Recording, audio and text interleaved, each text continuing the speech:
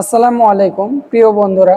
ইউটিউবে original content বানানো যে কতটা গুরুত্বপূর্ণ এ বিষয় নিয়ে আজকে আলোচনা করব। কারণ ইউটিউবে অ্যালগোরিদম এমন একটি সিস্টেম যেখানে আপনি কোনো দুই নাম্বারই করতে পারবেন না, যেখানে আপনি কোনো প্রকার আনঅরিজিনাল বা অন্যের ভয়েস এগুলো আপনি ব্যবহার করতে পারবেন না। আসুন সংক্ষিপ্তভাবে আমরা জানব যে ইউটিউবে অরিজিনাল কন্টেন্ট দেওয়া কতটা গুরুত্বপূর্ণ। কারণ ইউটিউবে যারা অরিজিনাল কন্টেন্ট দেয় না, যারা এআই নিয়ে ভিডিও তৈরি করে, যেমন এআই ভিডিও বিভিন্ন ধরনের হয়ে থাকে। কেউ বাঘ নিয়ে তৈরি করছে, আবার কেউ মসজিদ বানানো নিয়ে ব্লগিং টাইপের ভিডিও, কেউ কার্টুন ভিডিও, এগুলো হচ্ছে এআই নিয়ে তৈরি করে। যে কন্টেন্টগুলোর মধ্যে কোনো ভ্যালু থাকে না, অর্থাৎ এআই কন্টেন্টের মধ্যে কোনো ভ্যালু থাকে না।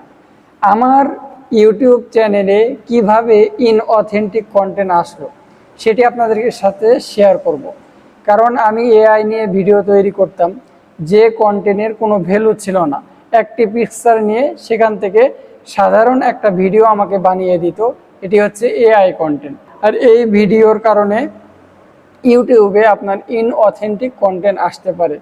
তাই আসুন আমরা সংক্ষিপ্তভাবে বলি যে ইউটিউবে নিজের ফেস, নিজের ভয়েস আপনি তৈরি করুন।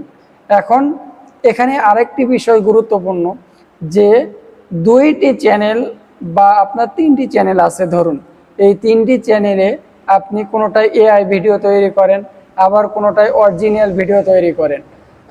তো এই তিনটা চ্যানেলের অ্যাডসেন্স যদি আপনার একটা হয়, তাহলে যদি প্রথম চ্যানেলে আপনার সমস্যা হয় কোনো এআই ভিডিওর কারণে বা অন্য কোনো ইস্যুর কারণে, তাহলে বাকি দুইটা চ্যানেলও আপনার জন্য সমস্যা হবে। আর যদি প্রত্যেকটা চ্যানেলের জন্য আপনি আলাদা আলাদা অ্যাডসেন্স করেন, তাহলে সেক্ষেত্রে একটি যদি মনিটাইজেশন চলে যায়, কোনো চ্যানেল আপনার কোনো ক্ষতি হবে না।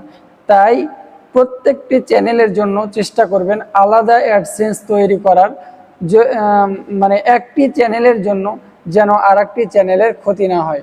আপনাদের জন্য যেটা করণীয়, নিয়মিত ভিডিও আপলোড দেওয়া, মনিটাইজেশনের ক্ষেত্রে, সাবস্ক্রাইবারের ক্ষেত্রে শর্টস ভিডিও আপলোড দেওয়া এবং নিজের অরিজিনাল ভয়েস ফেস দিয়ে ভিডিও তৈরি করা।